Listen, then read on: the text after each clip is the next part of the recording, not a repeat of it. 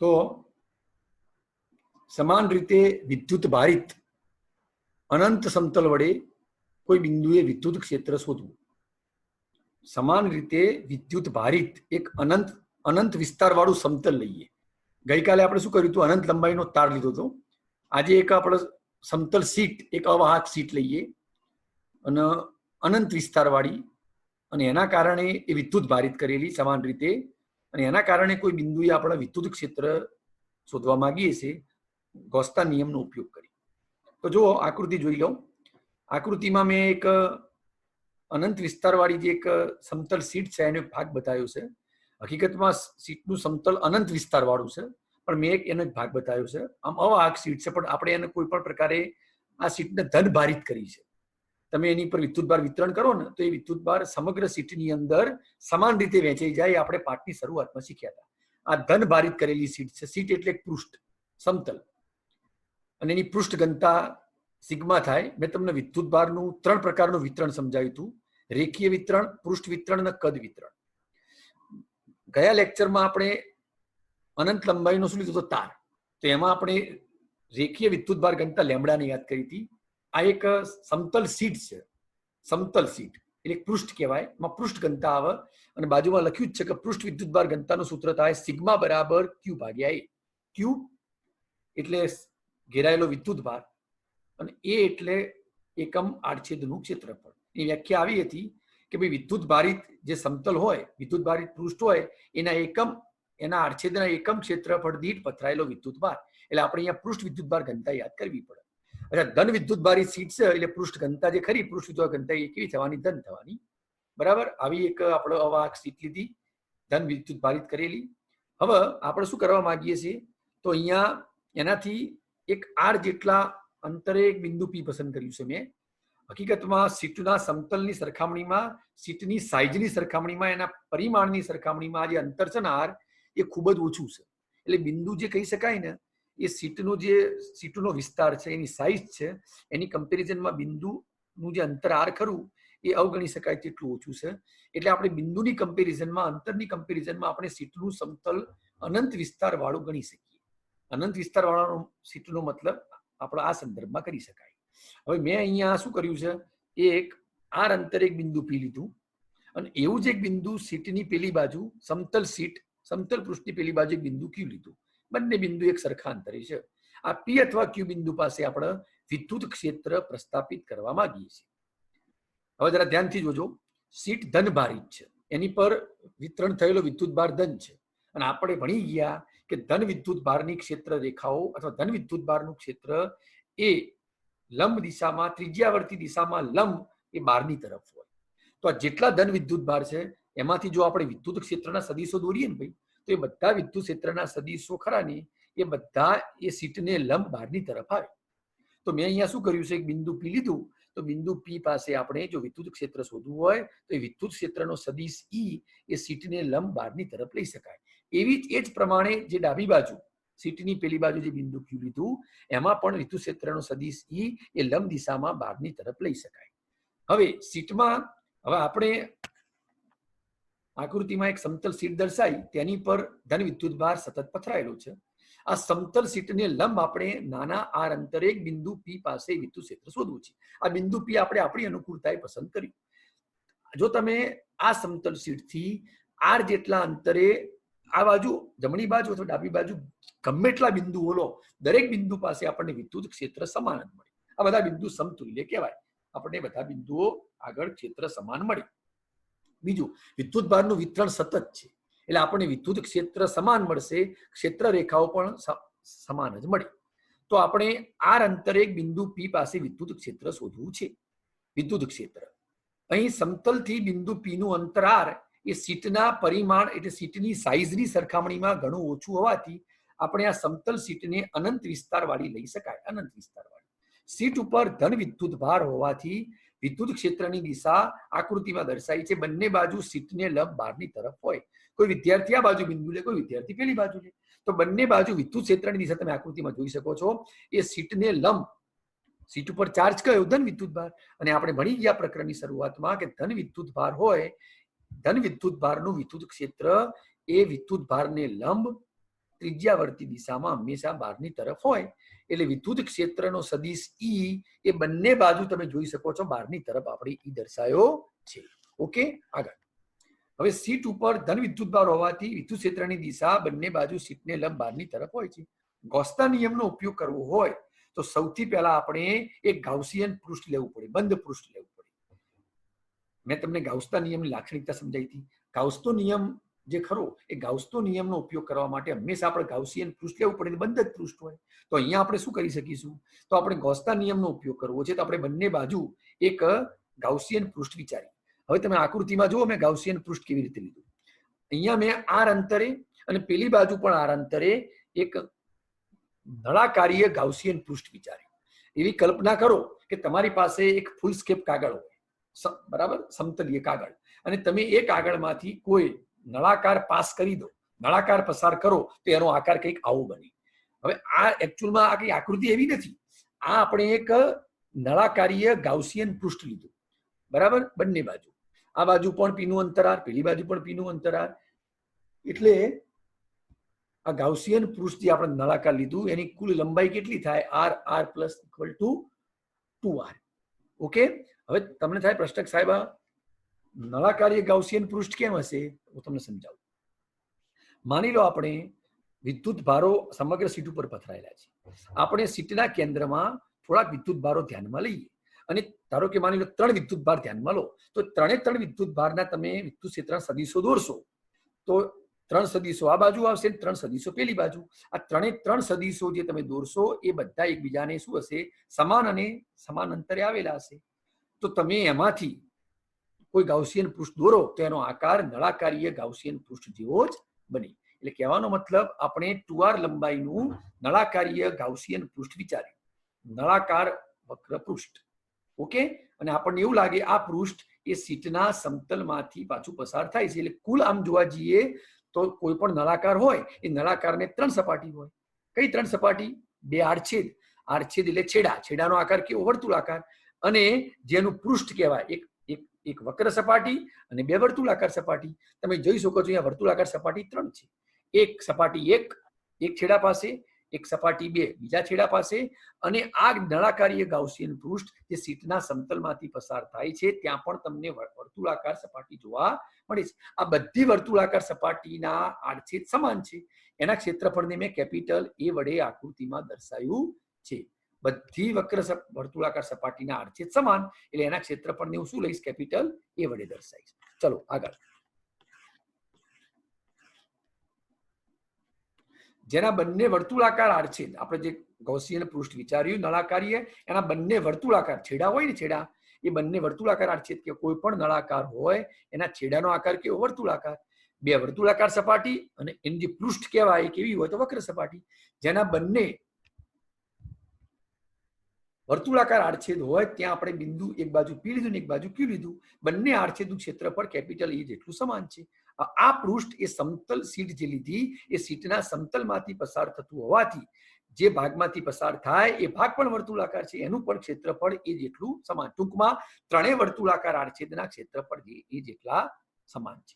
હવે બિંદુ P અને Q પાસે બંને વર્તુળાકાર આડછેદ માટે ક્ષેત્રફળ સદિશની દિશા લંબ બહારની તરફ છે, જેને કેરેટ n વડે દર્શાવી છે.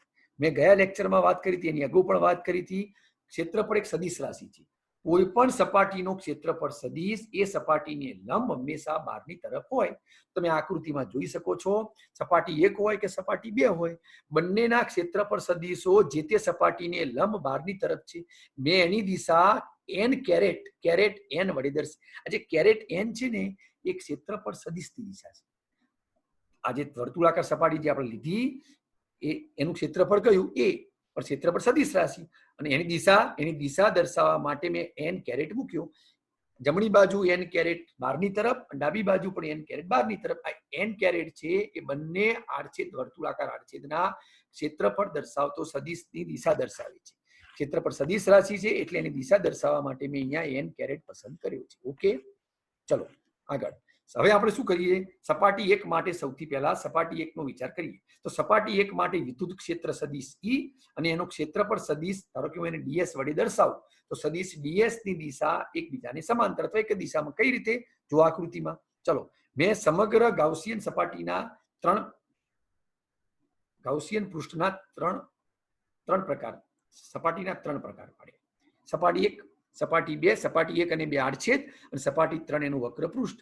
સપાટી 1 માટે વિચાર કરીએ તો તમે આકૃતિમાં જુઓ, સપાટી 1 પાસે વિદ્યુત ક્ષેત્રની દિશા અને તમે જે આડછેદ લીધો એનો ક્ષેત્રફળ સદિશ. હંમેશા આડછેદનું ક્ષેત્રફળને આપણે અહીંયા ડીએસ વડે પણ લખી શકાય, ડીએસ વડે પણ લખી શકાય, અને તમે એને ડીએ વડે પણ લખી શકો છો. તો આપણે શું કર્યું, અહીંયા આપણે એક બિંદુ લીધું, એટલે બિંદુ પાસે એક નાનું આડછેદ લઈ શકાય. સમગ્ર વર્તુળાકાર સપાટીનું ક્ષેત્રફળ સાંભળો પહેલા, સમગ્ર વર્તુળાકાર જે આડછેદ છે એનું ક્ષેત્રફળ તો એ છે, પણ હું એક બિંદુ પાસે બિંદુ ક્યુના સંદર્ભમાં વાત કરું છું, તો એક નાનો પૃષ્ઠ વિચારીએ. આ પૃષ્ઠનો ક્ષેત્રફળ સદિશ છે, એને ડીએસ વડે દર્શાવાય. તો સદિશ ઈ અને સદિશ ડીએસ બંને એક જ દિશામાં થયા. ચલો, એ જ પ્રમાણે સપાટી 2 માટે જુઓ. સપાટી 2 માં બિંદુ પી પાસે વિચાર કરીએ તો એનો એ જે તમે જે સપાટી લીધી એનો ક્ષેત્રફળ સદિશ કયો થાય, ડીએસ.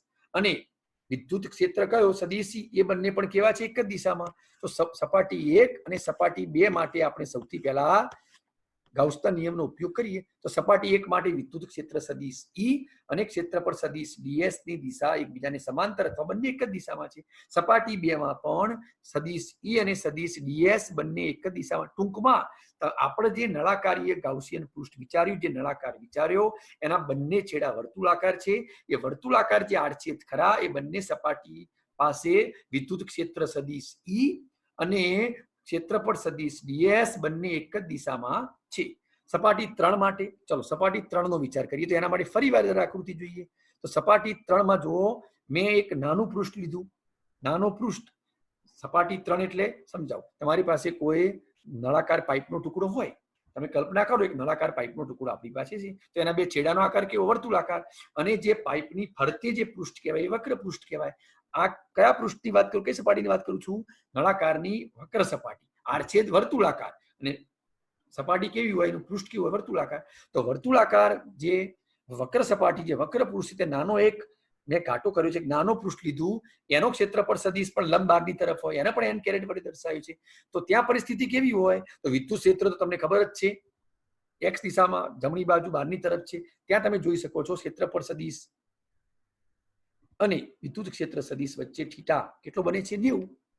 કોઈ પણ પૃષ્ઠનો સદિશ ક્ષેત્રફળ સદિશ એ જે તે પૃષ્ઠને લંબ હંમેશા બહારની તરફ હોય. ફરીથી બોલું, કોઈ પણ પૃષ્ઠનો ક્ષેત્રફળ સદિશ એ જે તે પૃષ્ઠને લંબ બહારની તરફ હોય. સપાટી 1 માટે એ સદિશ ડાબી બાજુ હતો બહારની તરફ, સપાટી 2 માટે જમણી બાજુ બહારની તરફ હતો, અને સપાટી 3 માટે જે મેં નાનો પૃષ્ઠ વિચાર્યો એનો ક્ષેત્રફળ સદિશની દિશા એન કેરેટ.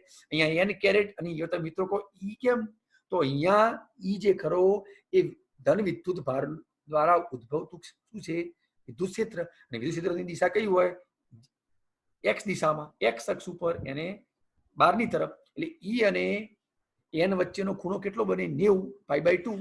તો હવે આપણે ત્રણેય સપાટી માટે જો ફ્લક્સ વ્યાખ્યાયિત કરવું હોય તો અહીંયા જોઈ શકો છો, ગૌસનો નિયમનો ઉપયોગ કરીએ તો ગૌસના નિયમ પ્રમાણે વિદ્યુત ફ્લક્સ થાય બરાબર સદિશ E dot DS equal to Q in upon epsilon જી. અહીંયા ક્યુ ઇન નો મતલબ થાય પૃષ્ઠ વડે ઘેરાયેલો, તમે જે ગાઉસિયન પૃષ્ઠ લીધું એના વડે ઘેરાયેલો કુલ વિદ્યુત ભાર ભાગ્યા શૂન્યાવકાશની પરમિટિવિટીનો ગુણોત્તર, જે આપણે અગાઉના લેક્ચરમાં સાબિત કરી ચૂક્યા. અચ્છા, અહીંયા ફાઈ તો વિદ્યુત ફ્લક્સ છે, જે ડાબી બાજુનું પદ છે સદિશ ઈ ડોટ ડીએસ એ બે વસ્તુનો ગુણાકાર છે. ઈ એટલે વિદ્યુત ક્ષેત્ર અને ડીએસ એટલે ક્ષેત્રફળ સદિશ. આપણી પાસે કુલ સપાટી કેટલી, 3. તો આપણે આ આખા ગાઉસિયન પૃષ્ઠની જે સપાટી હતી એને 3 ભાગમાં ડિવાઈડ કરું તો આ સૂત્ર 3 સપાટી માટે લખી શકાય.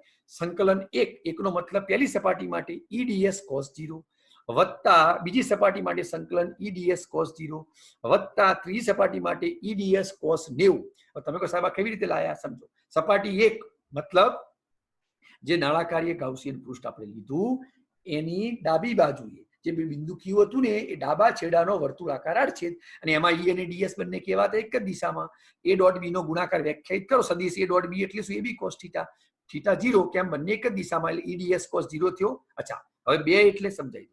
તમે જે નળાકારીય ગાઉસિયન પૃષ્ઠને વિચાર્યું એમાં બિંદુ પી પાસેનો વર્તુળાકાર આડછેદ વિચારો, જમણી બાજુનો આડછેદ, ત્યાં પણ પરિસ્થિતિ કેવી છે, ઈ અને ડીએસ બંને એક જ દિશામાં, એટલે ખૂણો 0. અને આ 3 શું બતાવે છે, એનું વક્ર પૃષ્ઠ પાસે ખૂણો કયો બન્યો, 90 તો E ds cos 90 બરાબર Q in ભાગ્યા એપ્સાઇલોન 0. હવે બંને વર્તુળાકાર આડછેદ ખરા એ સમતલથી સમાન અંતરે હોય. આપણે જે બે બિંદુ લીધા P અને Q અને બંને બિંદુ પાસે જે આપણે વર્તુળાકાર આડછેદ લીધા એ બંનેનું અંતર કેવું છે? R સમાન છે. મતલબ આ બંને વર્તુળાકાર આડછેદ એ સમતલથી સમાન અંતરે. જો બંને સમાન અંતરે હોય તો વિદ્યુત ક્ષેત્ર જે બંને આડછેદ ઉપર ઉત્પન્ન થાય એ પણ સમાન હોય. કેમ સમાન હોય? કે વિદ્યુત ક્ષેત્રનું સૂત્ર કયું? E બરાબર Q upon R. Q તો વિદ્યુત ભાર છે. વિદ્યુત ભાર તો આપણે ખબર જ છે એક સમાન જ છે. રહ્યું R પણ સમાન છે. ક્ષેત્ર કેવું હોય? સમાન. એનો મતલબ સપાટી 1 અને સપાટી 2 માટે વિદ્યુત ક્ષેત્ર સમાન થાય એટલે આપણે એને સંકલનની બહાર મૂકી શકીએ. ચલો E ને બહાર મૂકીશું. સંકલનમાં શું આવશે? ds cos 0 ની કિંમત 1.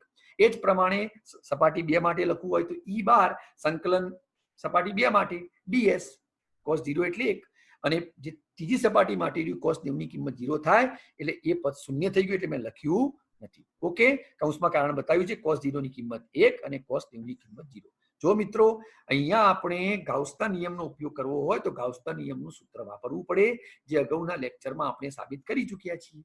ગાઉસના નિયમ માટેનું આ જે મેં લખ્યું સૂત્ર એમાં સદિશ E ડોટ જે ds છે એના મેં 3 એ આખા ગાઉસિયન પૃષ્ઠ માટે છે.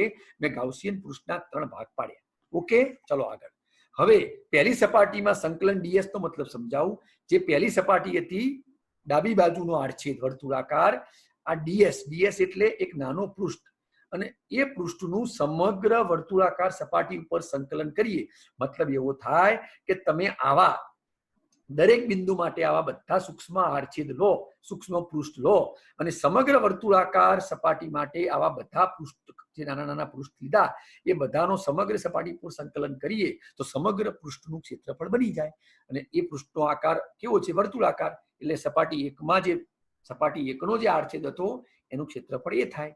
એ જ પ્રમાણે જે બિંદુ P પાસે જમણી બાજુનો જે આડછેદ હતો એ પણ વર્તુળાકાર હતો એટલે એનું પણ સંકલન ds છે. આ સંકલન ds સપાટી 1 માટે સપાટી 2, સપાટી 1 અને 2 એ બંને છેડા છે, વર્તુળાકાર એનો આકાર છે અને વર્તુળનું ક્ષેત્રફળ આપણે અહીંયા લખ્યું હતું એ છે એટલે મેં અહીંયા એ મૂક્યું મિત્રો. સંકલન ds બરાબર તમને લાગે સંકલન ds બરાબર આપણે એ કેવી રીતે લાયા? તમારા મગજમાં પ્રશ્ન થાય. હું તમને એનું કારણ સમજાવું. આપણે અહીંયા સંકલન ds બરાબર એ કેવી એટલા માટે લાયા કે જે બે છેડા છે એનો આકાર વર્તુળાકાર અને આ જે સંકલનમાં ds છે ને મિત્રો એક નાના પૃષ્ઠ માટે વિચાર.